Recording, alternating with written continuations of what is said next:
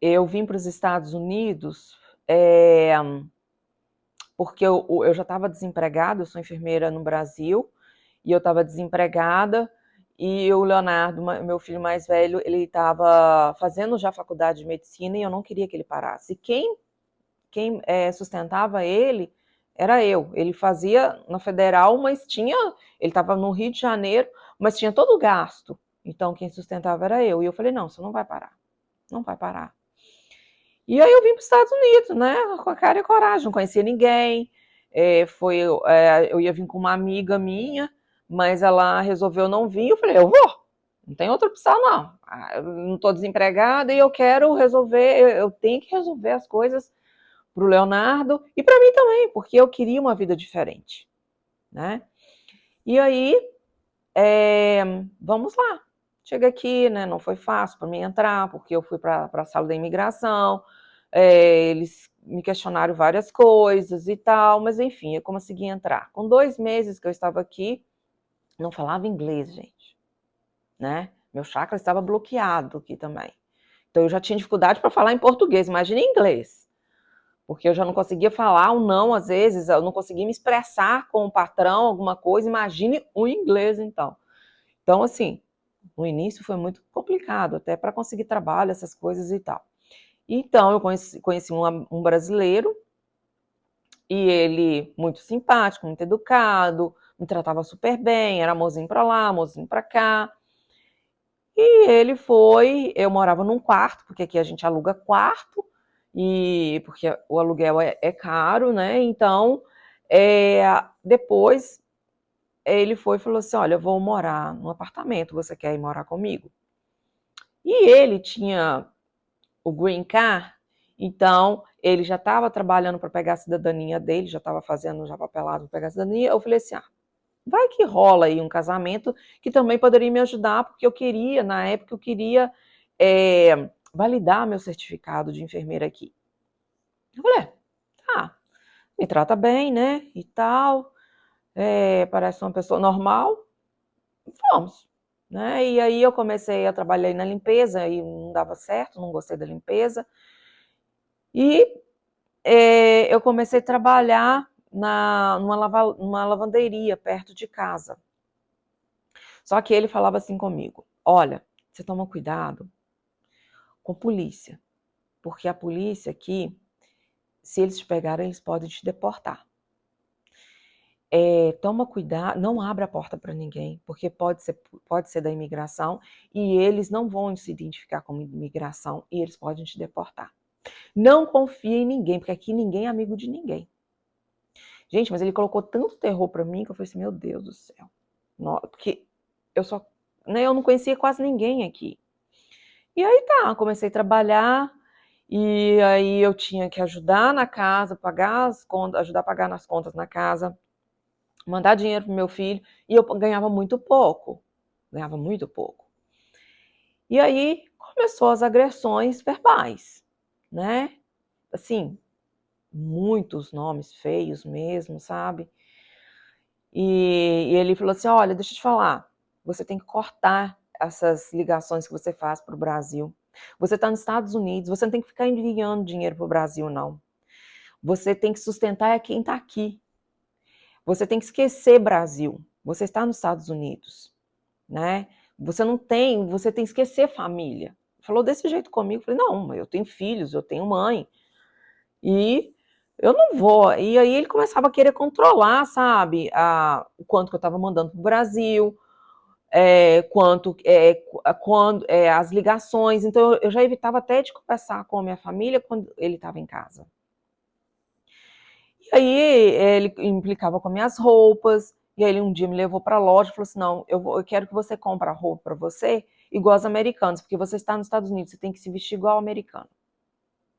Eu falei, tá, aceitou. E aí, de repente, ele começou, sabe, a implicar com as minhas amizades do Brasil, que quer dizer, eu nem conversava muito. Falou assim, você liga muito pro Brasil, você tem muitos amigos no Brasil, isso não é bom. E aí começou a implicar, e de repente ele começou a me vigiar no meu trabalho. Eu não saía de casa, gente. Eu era do trabalho para casa, da casa para o trabalho.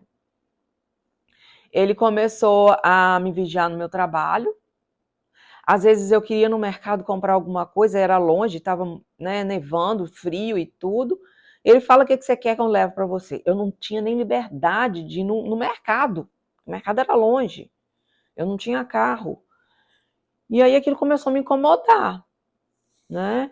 E aí teve um dia que ele falou assim: deixa eu ver seu celular, deixa eu ver o seu WhatsApp. Eu falei: não, você não vai ver meu WhatsApp. Ah, porque você conversa com alguém, porque você deve ter homem não sei aonde, e começou a falar um monte de coisas assim, que eu tava traindo ele e tal, não sei o quê. E aí eu peguei, falei: não, chega. E aí rolou uma agressão física também. Ele apertou meu braço, que machucou, marcou. Eu falei: não, chega. E aí eu conversei com o gerente da lavanderia, que era brasileiro, e ele disse: eu tenho um quarto lá, se você quiser alugar. Eu falei: não, tá, não tem minhas coisas, eu fui embora. Nem falei com ele nada. E aí quando ele me ligou bravo, sabe, ainda me culpando da situação. Eu sabia que você tinha outro homem, que você tá com outro homem, por isso que você saiu, que não sei. E aí começou aqueles nomes, coisas e tal. E aí ele continuou me seguindo por algum tempo nesse trabalho que eu estava. E aí eu saí desse trabalho, comecei a fazer Uber. E ele parou de me seguir. E aí eu comecei a trabalhar e tudo de Uber. E quando eu chegava em Boston, os prédios são muito altos e tinha muito viaduto, então a internet não funcionava direito. E aquilo dali começou a me dar muita ansiedade, e eu ficava muito nervosa com aquilo, com muita preocupação, e de repente eu estava tendo ataque de pânico. E aí eu entrava dentro do carro, já começava a dar aquele ataque de pânico. E eu falei assim: gente, tem alguma coisa de errado, eu não sei o que está acontecendo comigo, não. Eu não estou conseguindo trabalhar. Eu só queria ficar em casa. Sabe? Eu deitava, cobria a cabeça e ficava ali, e falei assim: ai meu Deus, isso vai passar, isso vai passar, isso vai passar. E aí quando eu pegava para dirigir, eu via aquele tanto de carro, aquele tanto de gente. Na hora que o aplicativo me chamava, aí que começava: ai meu Deus, alguém me chamou. E eu não conseguia trabalhar.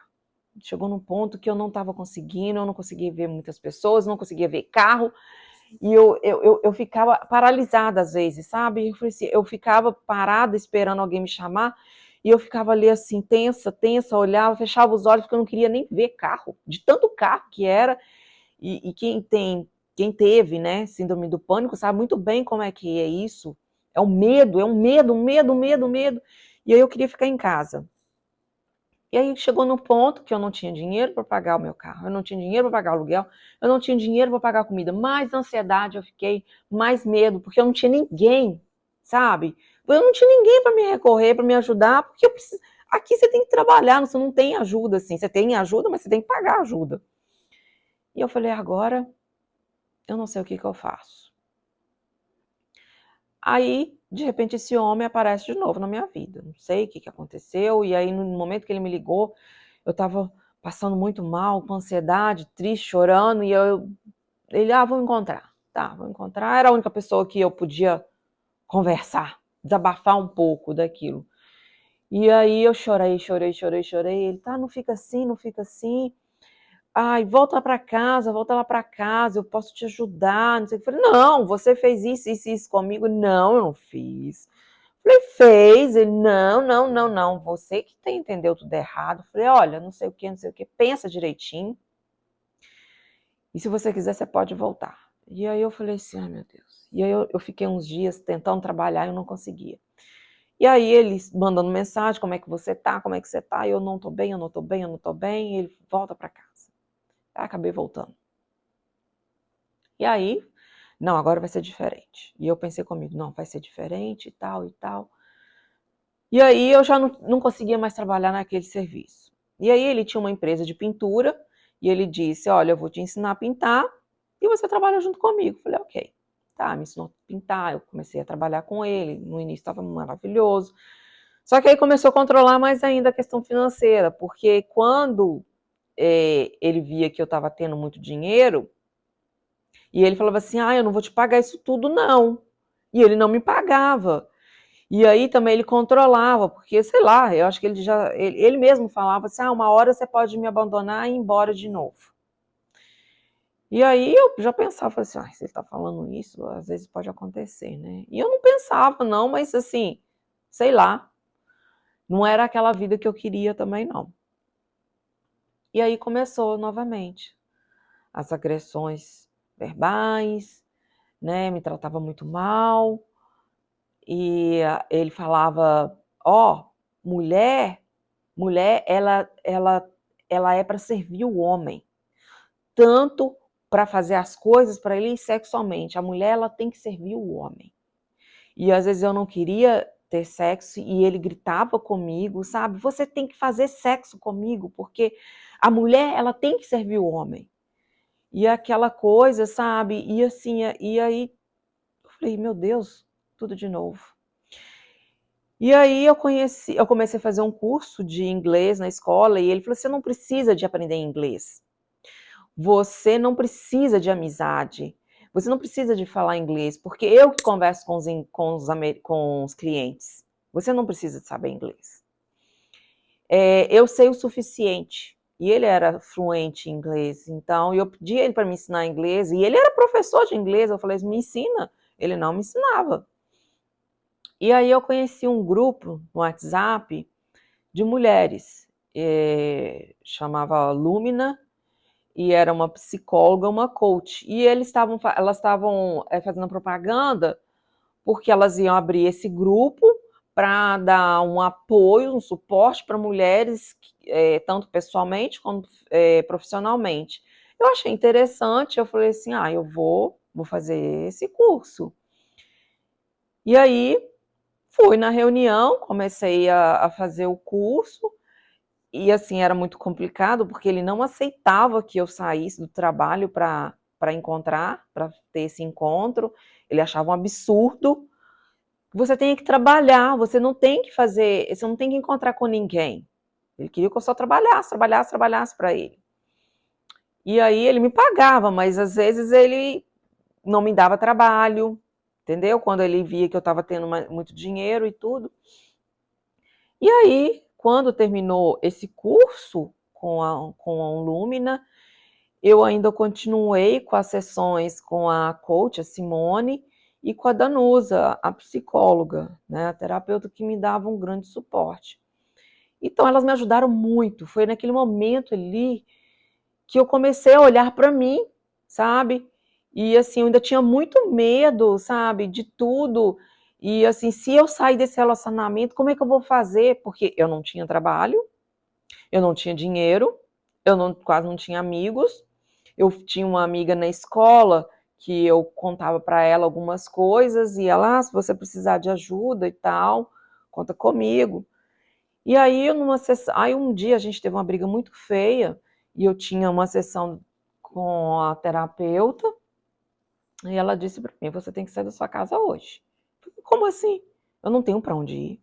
Eu não tenho dinheiro, eu não tenho trabalho. Ela falou assim, olha, Leandra, ou você sai, ou pode acontecer coisa pior.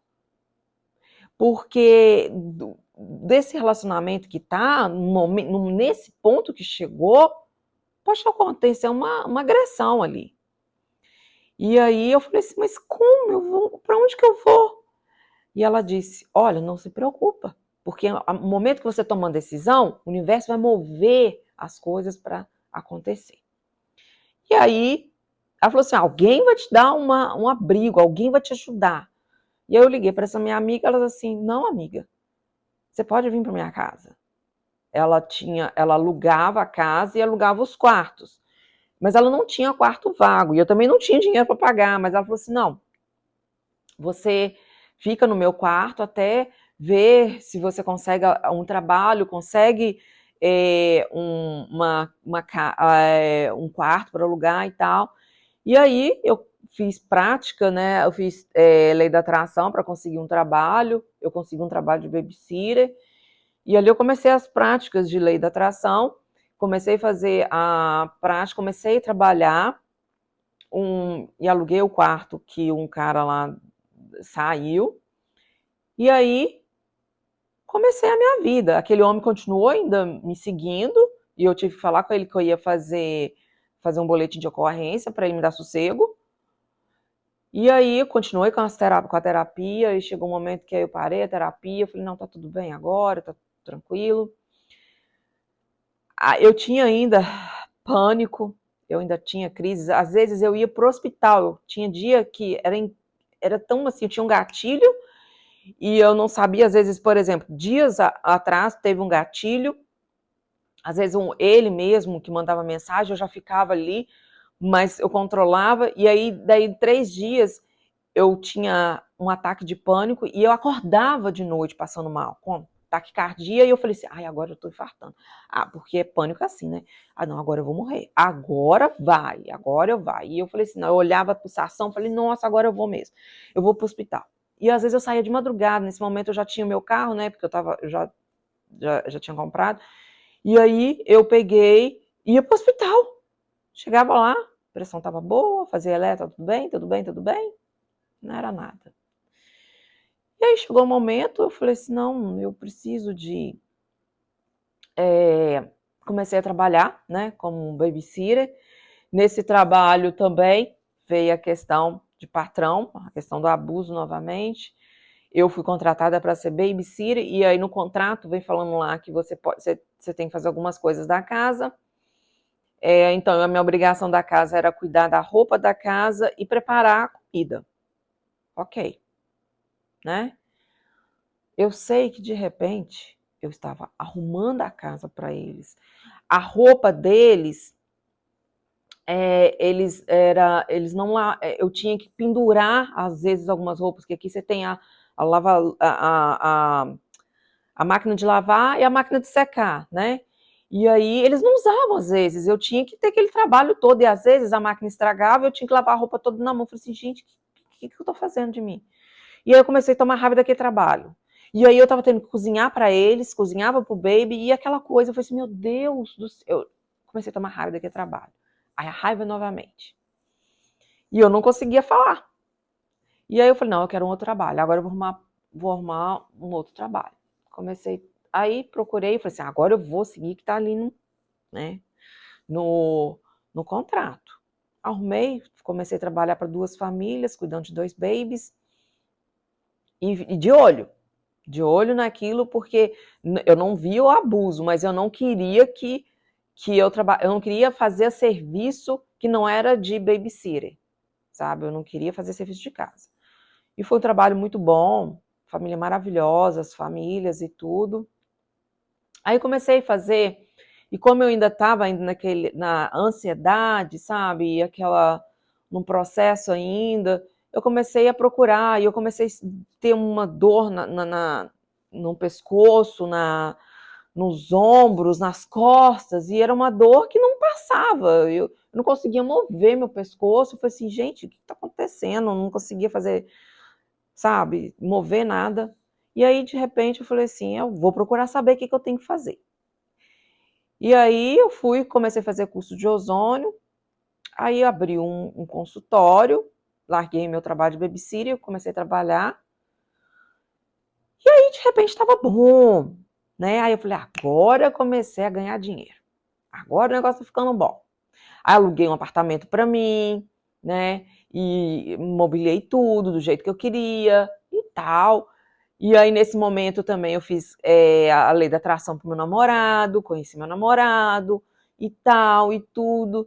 E aí tava maravilhoso. Aí meu namorado, a gente resolveu morar juntos, que ele falou assim, vamos casar e tal, e ele também tem a filha dele. Tudo do jeito que eu planejei, tudo com a lei da atração, exatamente. E aí, de repente, começou, não estava tendo mais cliente, mais paciente para eu atender. E eu falei assim, tá acontecendo alguma coisa. Tive que fechar o consultório, aí comecei a atender domiciliar, daí a pouco já não tinha mais paciente direito, né? E aí eu falei assim, parei de atender, entrei num quadro depressivo, porque aí eu já não queria mais voltar no trabalho de limpeza, não queria mais voltar no trabalho de babysitter, E eu falei assim, eu não sei mais o que eu faço da minha vida. Eu chorava, chorava, chorava, aí eu culpava um, culpava outro. Meu pai, então, né, culpava ele por tudo na minha vida. E aí eu falei assim, eu não sei o que eu faço. E aí, aquela escassez, né, porque meu marido trabalhando para mim, e ainda assim, não estava dando. Né? E eu já não estava tendo mais cliente, aí minha máquina estragou também. Eu falei, pô, agora não tem nem como ter os clientes, os pacientes que eu tinha. Aí eu falei, não tinha mais nada. Não tinha mais nada, acabou.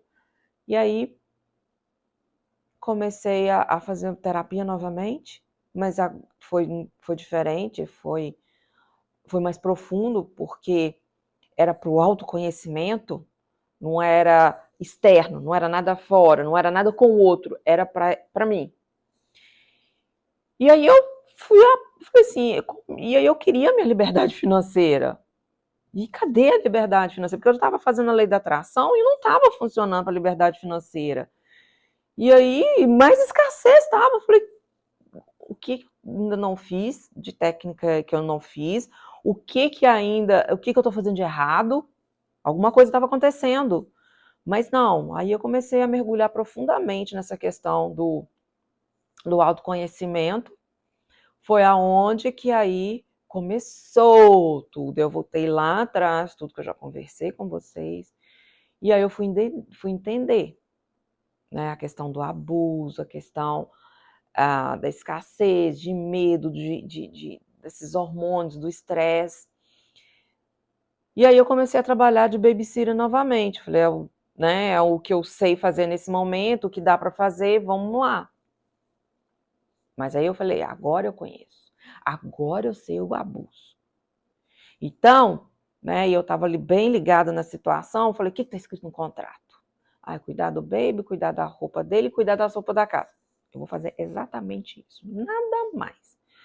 Gente, você sabe o que é? Às vezes você olhar a pia que está lotada lá, lotada, porque antes eu fazia. Por isso que começou lá atrás, com a primeira família que eu trabalhei, o abuso. Porque eu via as vasilhas, eu falei, não custa nada, né? Deixa eu só guardar, deixa eu só colocar as vasilhas na lava-louça. Poxa.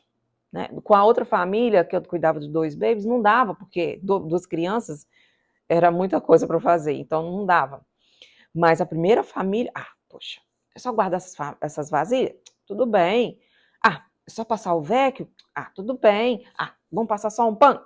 De repente eu estava fazendo tudo, mas a responsabilidade de quem que era. Entendeu? Então, nesse último trabalho, eu fiquei de olho. Eu vi aquelas vasilhas, gente, eu falei assim, meu Deus do céu, ai, que vontade de colocar essas vasilhas para lavar. Mas eu falei, não, porque se eu fizesse a primeira vez, eu estava dando permissão para o outro abusar de mim. Porque quando você faz repetidamente, vira uma obrigação. E aí depois você não consegue tirar. Então, quer dizer, aí de quem que era a responsabilidade? Era minha, não estou falando de culpa não, gente, porque isso é inconsciente. De quem que era a responsabilidade? Minha. Por quê? Porque eu permiti que ela abusasse de mim. E aí eu falo o seguinte, o abuso, essa tá a diferença. A gente tem que olhar mesmo, olhar o abuso. Como é olhar isso, Leandra? Que eu comecei a olhar isso. Porque acaba a gente dando uma permissão para o outro abusar da gente. Veja bem. Sabe aquela situação, por exemplo, que aconteceu, né, com meu pai e tudo, que teve a questão do abuso sexual, não foi uma vez, mas aí o que acontece? Eu calei. Naquele momento que eu calei, né, aí o que acontece? Aconteceu de novo. Porque se eu falasse para minha mãe, a minha mãe ia ter uma ação ali, uma reação, porque teve uma ação, teve uma reação. E aí eu quero mostrar para vocês o seguinte, Leandra, mas eu Eu não permiti. Não, gente, não estou falando que a gente permitiu consciente, isso é inconsciente, porque a gente não falou, porque teve o abuso ali, se eu falasse, não naquele momento, que aquele momento ali foi traumático, né? Você está com muito medo, e quando você está com medo, aquela, tem os hormônios do estresse ali, né? Então, o que acontece? Você começa a ter alguma, ou você foge, ou você reage, né? E ali eu não tinha como fazer nada, eu não tinha nem como fugir, nem como reagir, correto? Então, naquele momento. Mas a segunda, se naquele momento aconteceu aquilo, se eu chego para minha mãe e falasse com ela, olha, aconteceu isso, isso, isso, ela ia tomar uma providência, correto? Mas eu calei. Aí aconteceu novamente, correto? E aí eu vou falar a questão igual, por exemplo, do meu filho mais velho, que ele sofreu abuso, não foi só uma vez. Ele foi tão traumático para ele que a mente dele bloqueou. Ele não sabe como foi. Eu já conversei com ele, ele não lembra. Mas a mente, para proteger ele daquele trauma, bloqueou. É igual às vezes a pessoa tem algum acidente, né? E ela não lembra do que aconteceu naquele acidente. Porque a mente é um trauma tão grande que a mente ela fala assim, não, para proteger eu não vou falar, eu não vou deixar você consciente disso. Entendeu?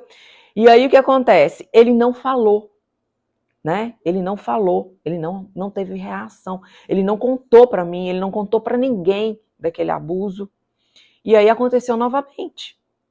E aí foi uma permissão inconsciente, porque ele não conseguiu falar. Porque a gente bloqueia. No momento que a gente não fala, a gente bloqueia aquilo. E aí vai acontecer outras vezes. Olha só, gente, acontece outras vezes, por quê? Porque a gente não consegue mais falar. Tá bloqueado, né? Se a gente não falou a primeira vez, bloqueou. Aí, o meu segundo filho, o que aconteceu? Ele tentou, né, ter o abuso sexual dele, mas ele gritou, sabe? Né, tentou, aí ele fala, não, comigo não, eu não quero, eu não gosto disso, e ele gritava, ele se bravejava e tal, então aí a gente já reagiu, sabe? Então a gente já teve aquela reação. Olha, você vê a diferença. Ele conseguiu falar, então ele não bloqueou. E hoje eu vejo muito bem os meus dois filhos em diferentes, assim, porque o mais velho, ele não consegue se expressar, é com a mim.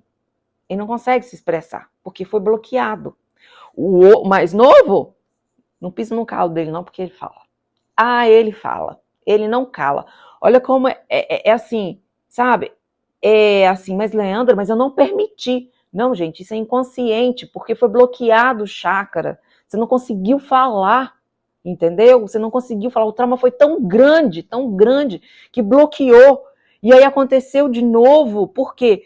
Porque você não conseguiu falar. E aí a gente não tem, né? A gente não tem reação. É essa uma permissão inconsciente, né? Porque se a gente tivesse falado, não ia repetir de novo. E aí eu vou para a parte física, o abuso físico. Quando um homem bate na mulher a primeira vez, se ela tem uma reação ali, ele nunca mais encosta a mão nela. Agora, se ela cala, se ela não faz nada, ela vai apanhar novamente. E ela vai apanhar novamente.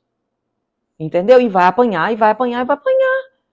É isso, é uma permissão inconsciente. Inconsciente, né? Eu falo por mim, que aconteceu comigo, né? Então, começa a olhar a si próprio, começa a se conhecer, para você ver o que está aí dentro, que ainda não foi ainda, sabe? Você tem que ir lá fundo, sabe? Procurar mesmo, porque às vezes é muito sutil o abuso, entendeu? E aí o abuso, ele vai se repetindo.